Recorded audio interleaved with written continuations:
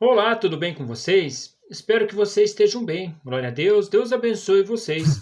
Novamente estou aqui para dar continuidade na nossa leitura e hoje a gente vai estar meditando no capítulo 5 e o capítulo 6 de Lucas. Vamos ver o que o Senhor nos revela através desses dois capítulos. Vamos pedir para Ele que nos mostre a verdadeira palavra que está no nosso Senhor Jesus. Então vamos lá. Senhor, nosso Deus, nosso Pai, te pedimos, Senhor, mais uma vez que o Senhor venha nos orientar com a tua palavra, em nome de Jesus. Amém. No capítulo 5 ele vai falar dos primeiros discípulos ali, como eles foram chamados, que fala bem assim, ó. Certo dia Jesus estava perto do lago de Genezaré e uma multidão o comprimia de todos os lados para ouvir a palavra de Deus. Viu à beira do lago dois barcos deixados ali pelos pescadores, que estavam lavando as suas redes. Entrou num dos barcos, o que pertencia a Simão, e pediu-lhe que o afastasse um pouco da praia. Então sentou-se do barco e ensinava o povo. Tendo acabado de falar, disse a Simão: Vá para onde as águas são mais fundas, e a todos lancem as redes para a pesca. Simão respondeu: Mestre, esforçamo-nos a noite inteira e não pegamos nada, mas porque és tu quem está dizendo isto, vou lançar as redes. Quando o fizeram, pegaram tal quantidade de peixe que as redes começaram a rasgar-se. Então fizeram sinais a seus companheiros no outro barco para que viessem ajudá-los. E eles vieram e encheram ambos os barcos, ao ponto de começarem a afundar. Quando Simão Pedro viu isto, prostrou-se diante dos pés de Jesus e disse: Afasta-te de mim, Senhor, porque sou um homem pecador. Pois ele e todos os seus companheiros estavam perplexos com a pesca que havia feito, como também Tiago e João, os filhos de Zebedeu, sócios de Simão. Jesus disse a Simão: Não tenha medo, de agora em diante você será pescador de homens. Eles então arrastaram seus barcos para a praia, deixando tudo e o seguiram.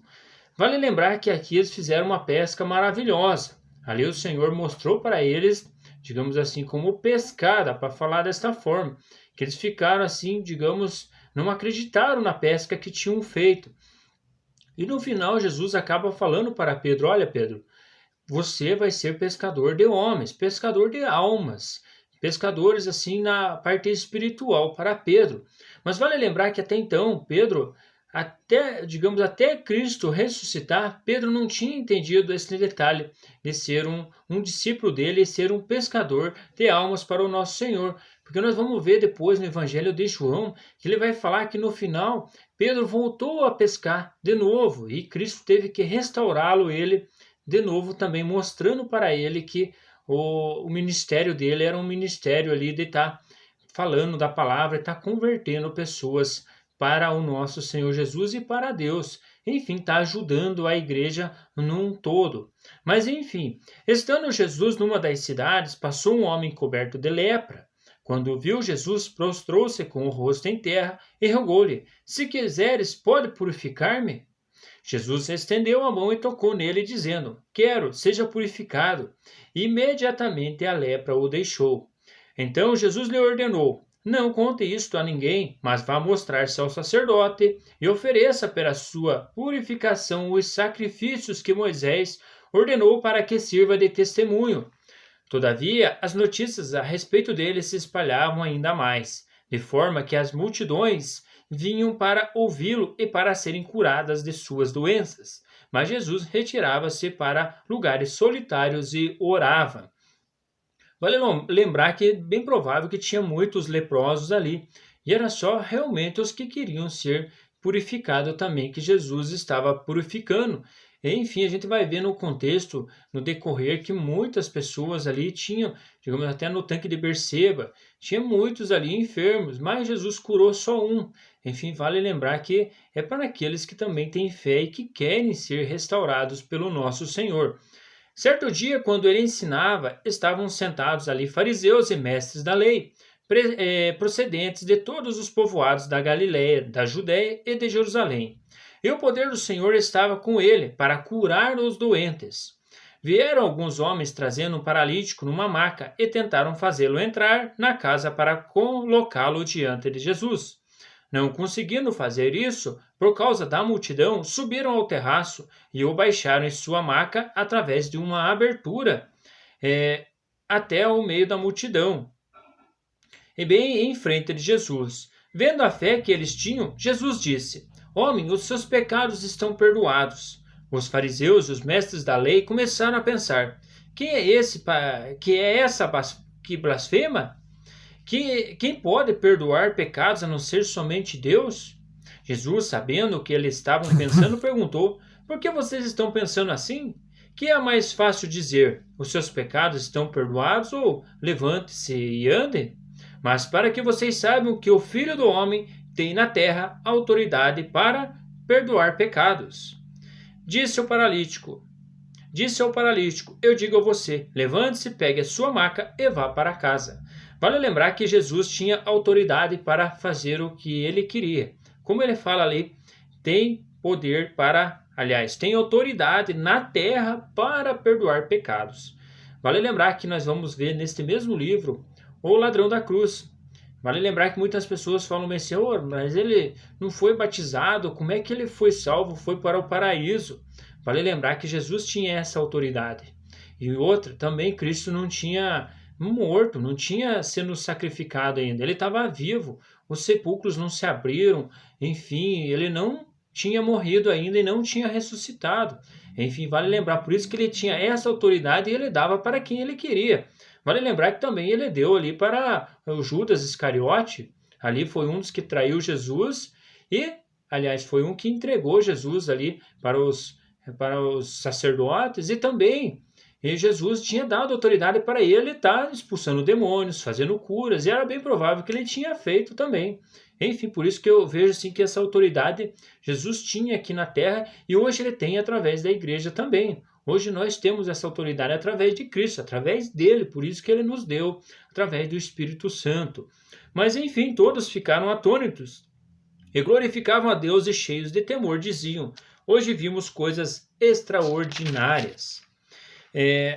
Depois disso, Jesus saiu e viu um publicano chamado Levi sentado na coletoria e disse: Siga-me. Levi levantou-se, deixou tudo e o seguiu. Vale lembrar que Levi era um cobrador de impostos. Então Levi ofereceu um grande banquete a Jesus em sua casa.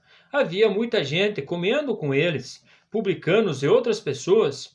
Mas os fariseus e aqueles mestres da lei que eram da mesma facção queixaram-se aos discípulos de Jesus: Por que vocês comem e bebem com publicanos e pecadores?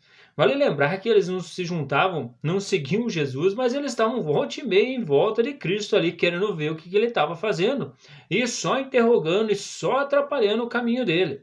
Jesus lhe respondeu: Não são os que têm saúde que precisam de médico, mas sim os doentes. Eu não vim chamar justos, mas pecadores ao arrependimento. Enfim, o primeiro passo é o arrependimento. Enfim, vale lembrar que, digamos, pessoas depois que têm uma certa idade e não conhecem o caminho de Jesus, ela também tem que se arrepender dos seus pecados, porque senão não adianta de nada. Não se arrepender e trilhar uma vida nova em Cristo Jesus. Por isso que ele fala ali, mas sim os doentes. Enfim, nós éramos doentes, porque nós viemos com o pecado através ali, quando foi entregue para Adão, ali em Gênesis, ali como a gente viu. Mas enfim, nós éramos todos doentes, todos necessitamos de Cristo, por isso que nós precisamos se arrepender, e hoje nós precisamos se arrepender a cada dia, a cada manhã, porque nós somos pecadores também. E eles lhe disseram: Os discípulos de João jejuam e oram frequentemente, bem como os discípulos dos fariseus.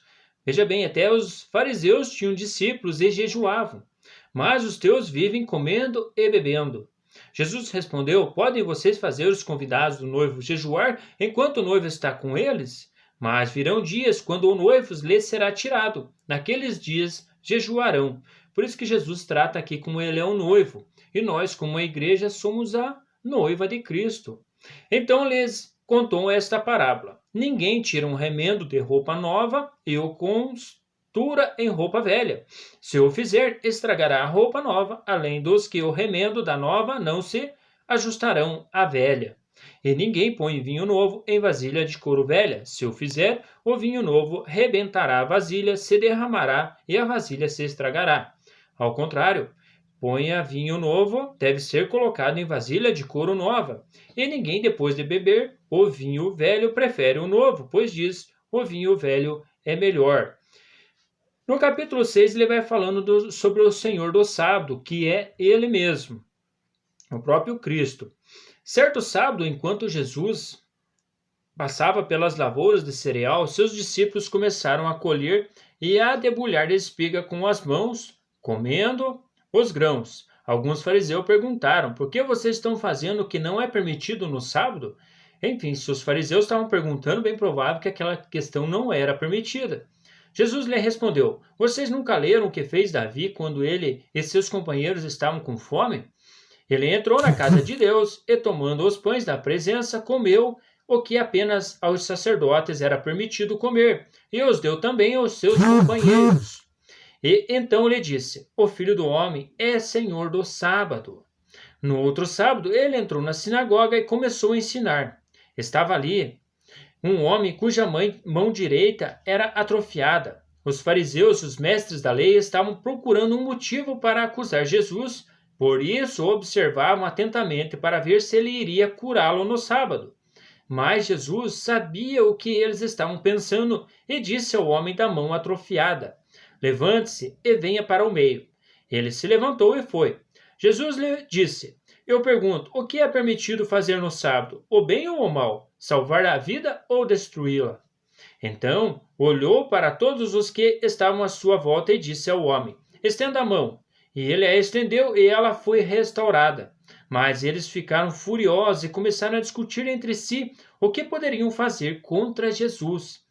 Num daqueles dias, Jesus saiu para o monte a fim de orar, e passando a noite orando a Deus. Ao amanhecer, chamou seus discípulos e escolheu 12 deles, quem também designou apóstolos. Simão, a quem deu o nome de Pedro, seu irmão André, Tiago, João, Filipe, Bartolomeu, Mateus, Tomé, Tiago, filho de Alfeu, Simão, chamado Zelote, Judas, filho de Tiago, e Judas Iscariote, que veio ao ser o traidor. Mateus é o Levi, como a gente viu ali que o chamado de Levi é o Mateus.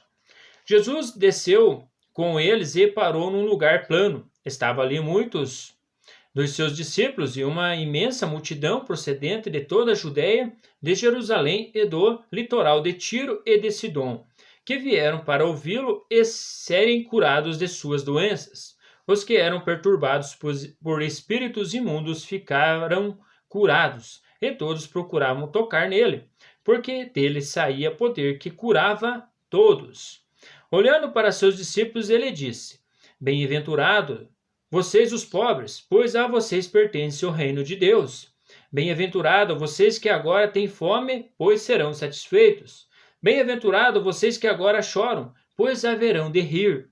Bem-aventurados serão vocês quando os odiarem, expulsarem e insultarem e eliminarem o nome de vocês como sendo mal, por causa do Filho do Homem.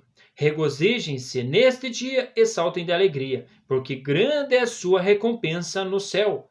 Pois assim os antepassados deles trataram os profetas.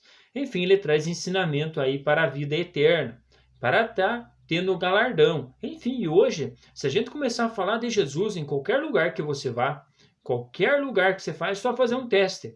Começa ali a falar um pouquinho de Cristo ali, você já vê que um ou outro já começa a se levantar. Fala, esse camarada aí, já começam a ficar com ódio de você, por causa de Cristo. Enfim, hoje ele traz aí Cristo, nosso Jesus, ele, enfim, tem muito poder no nome dele. Por isso que quando começa a falar de Jesus, os demônios em volta eles já começam a se movimentar também. Enfim, a questão espiritual é muito grande hoje, dá para a gente entender desta forma. Mas ai de vocês os ricos, pois já receberam sua consolação. Ai de vocês que agora têm fartura, porque passarão fome. Ai de vocês que agora riem, pois haverão de se lamentar e chorar. Ai de vocês quando todos falarem bem de vocês, pois assim os antepassados deles trataram os profetas, os falsos profetas. Vale lembrar que esse outro contexto final é quando a igreja não estiver aqui mais na terra, onde a morte não tiver mais, onde os ricos ficarem, pois daí vão ver, não tem o que receber mais, já viu que a igreja foi, enfim, vão ficar tudo desesperados. E aqui vão estar se lamentando e chorando, porque não vão ver mais, digamos, salvação, porque Cristo já levou a igreja dele. Eu entendo desta forma este trechinho do 24 ali até o 26. Mas eu digo a vocês que estão me ouvindo: amem os seus inimigos, façam o bem aos que os odeiam, abençoem os que os amaldiçoarem, orem por aqueles que os maltratam.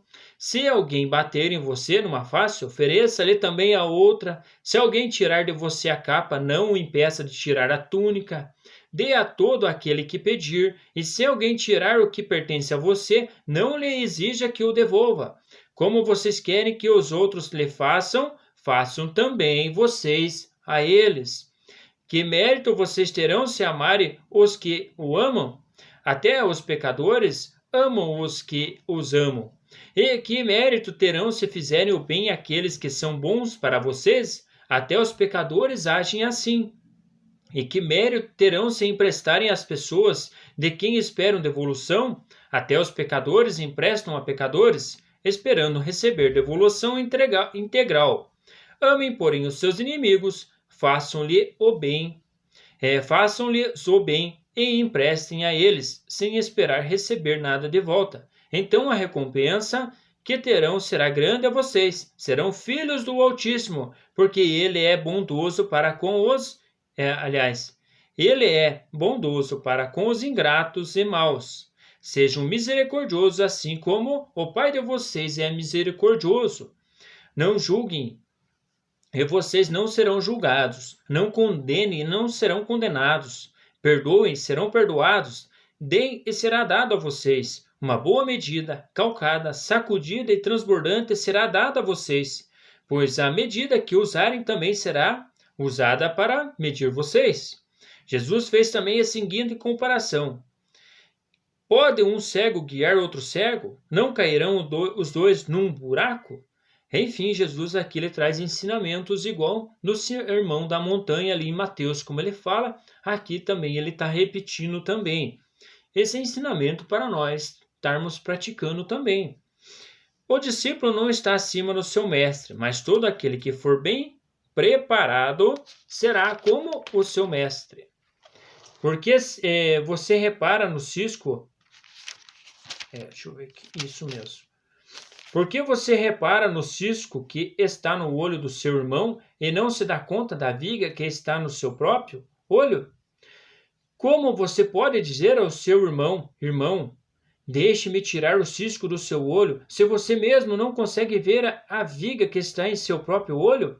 Hipócrita, tire primeiro a viga do seu olho, e então você verá claramente para tirar o cisco do olho do seu irmão.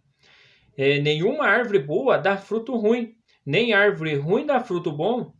Toda árvore é reconhecida por seus frutos. Ninguém colhe figos de espinheiros, nem uvas de ervas daninhas. O homem bom tira coisas boas do seu tesouro, que está em seu coração, e o homem mau tira coisas más do mal que está em seu coração, porque a sua boca fala do que o coração está, do que está cheio o seu coração.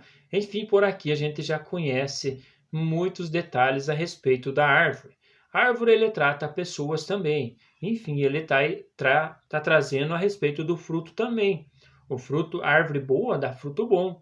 A árvore ruim, ela vai dar fruto ruim também. Não foge desse ensinamento de Jesus. Por que vocês me chamam Senhor, Senhor, e não fazem o que eu digo? Eu mostrarei com que se compara aquele que vem a mim, ouve as minhas palavras e as pratica. É como um homem que, ao construir uma casa, cavou fundo e colocou os alicerces na rocha. Quando veio a inundação, a torrente deu contra aquela casa, mas não a conseguiu abalar, porque estava bem construída. Enfim, por isso que hoje nós temos que fazer a nossa casa na rocha de Cristo, bem funda, os alicerces, e Cristo é a nossa rocha. Enfim, pode vir água do jeito que for, que não vai derrubar.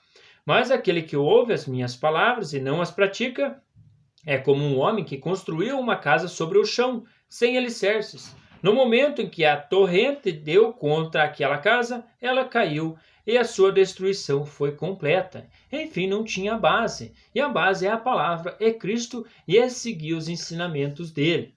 Mas terminamos aqui mais uma meditação. Um grande abraço para vocês. Fiquem com Deus e até mais.